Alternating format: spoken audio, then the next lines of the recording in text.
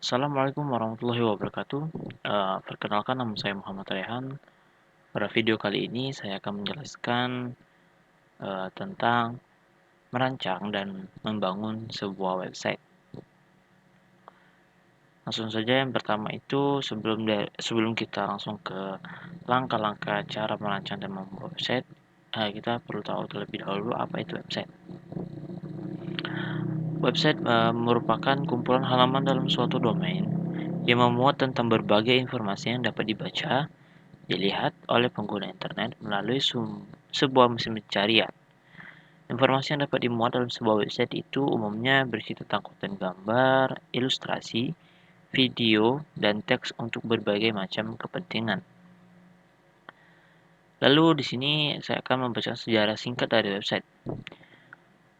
Website pertama kali ditemukan oleh seorang ilmuwan yang berasal dari Inggris yang bernama Tim Berners-Lee. Orang tua dari Berners juga merupakan ilmuwan komputer pada era awal dunia komputasi.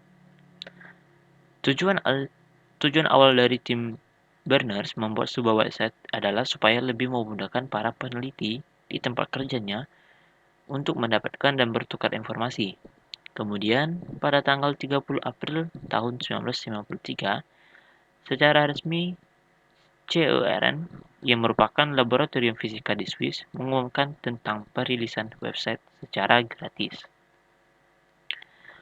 Sebelum itu, pada tahun 1990, tim dari Berners-Lee juga menuliskan tentang 3 teknologi dasar web. Yang yang pertama itu adalah HTML atau Hypertext Markup Language, yang merupakan bahasa markup atau format untuk halaman web. Yang kedua itu ada URI, Uniform Resource Identifier, yang merupakan sebuah alamat unik untuk membuka halaman situs. Fungsinya adalah mengidentifikasikan sebuah sumber daya yang ada pada web. Namun, biasanya URI ini biasa disebut dengan URL atau Uniform Resource Locator. Yang ketiga yaitu adalah HTTP atau Hypertext Transfer Protocol. Teknologi ini memungkinkan seseorang untuk mengambil kembali sumber daya yang terkoneksi dengan semua situs web.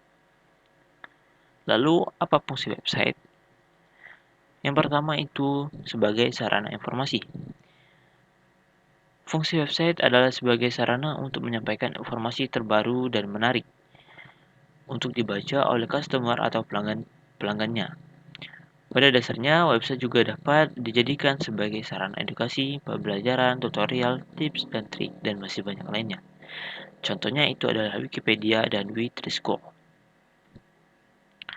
Yang kedua itu adalah sebagai blog, yang fungsinya untuk membuat blog sehingga tujuan utamanya itu adalah untuk mendapatkan trafik pengunjung, serta mengoptimalkan blog yang telah terpublikasi. Selain itu juga dapat berfungsi sebagai sarana untuk meningkatkan brand perusahaan agar mendatangkan customer lebih banyak lagi. Nah, contohnya itu ada blog dan WordPress. Yang ketiga itu adalah sarana transaksi jual beli online atau e-commerce. Sarana transaksi jual beli toko online atau e-commerce ini merupakan fungsi sebagai media untuk menampung proses transaksi jual beli online atau yang sering disebut dengan e-commerce. Dengan menggunakan website e-commerce, mampu untuk mendatangkan lebih banyak konsumen untuk membeli produk barang atau jasa melalui website yang telah disediakan. Contohnya itu adalah Tokopedia dan Amazon. Lalu di sini kita akan masuk ke tahapan membuat website, yaitu membangun suatu situs web sama seperti merancang suatu aplikasi perangkat lunak atau software. Ada tahapan-tahapan yang harus dilakukan untuk membuat suatu situs. Berikut 6 tahapan yang harus diketahui dan dilakukan untuk membangun sebuah website. Yang pertama itu adalah planning atau perencanaan. Rencana dalam proses pembuatan sistem situs dimulai dengan proses perencanaan. Pada tahap ini, menentukan tujuan dari situs yang akan dibuat, lalu melakukan analisa, dan pengumpulan data yang diperlukan oleh situs. Kemudian, menempatkan beberapa kebutuhan tersebut ke dalam situs yang akan dikembangkan.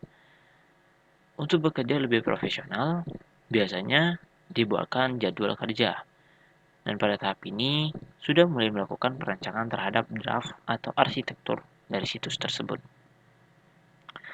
Yang kedua itu adalah desain.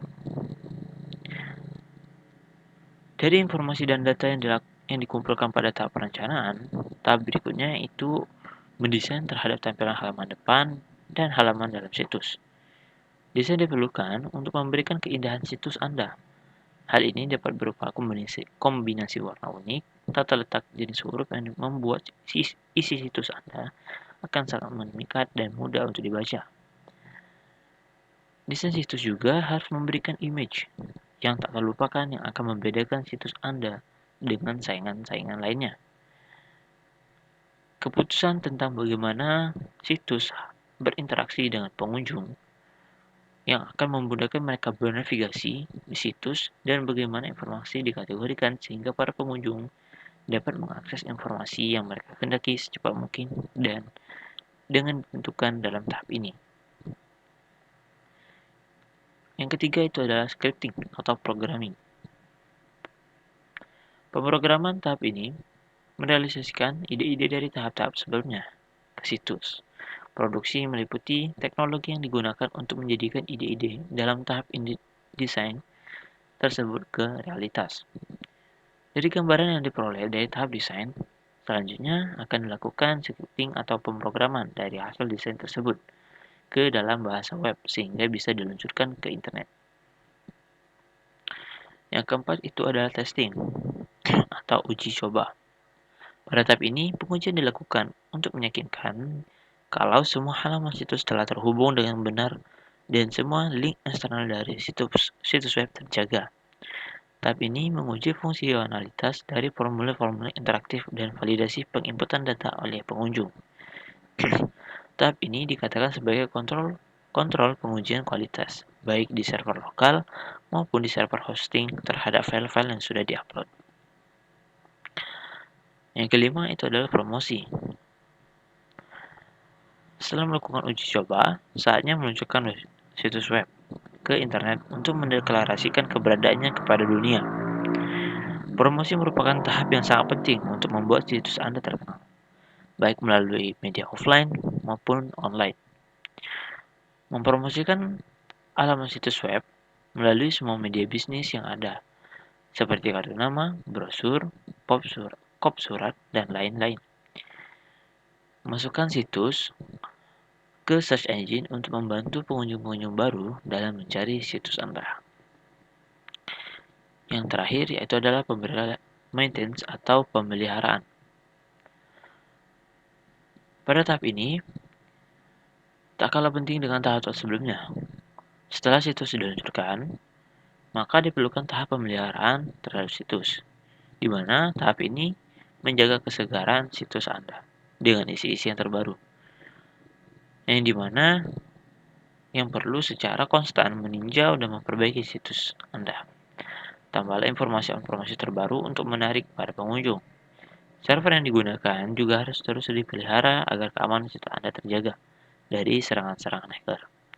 Pada tahap ini juga meliputi perubahan struktur situs yang ada atau penambahan fitur-fitur yang baru sesuai dengan perkembangan teknologi untuk menambahkan ketertarikan para pengunjung terhadap situs Anda. Pembangunan pengembangan sebuah situs yang sukses tidak pernah bisa selesai. Baik, itu saja yang dapat saya sampaikan. Jika saya salah kata saya mohon maaf. Wabillahi taufiq wal hidayah. Wassalamualaikum warahmatullahi wabarakatuh.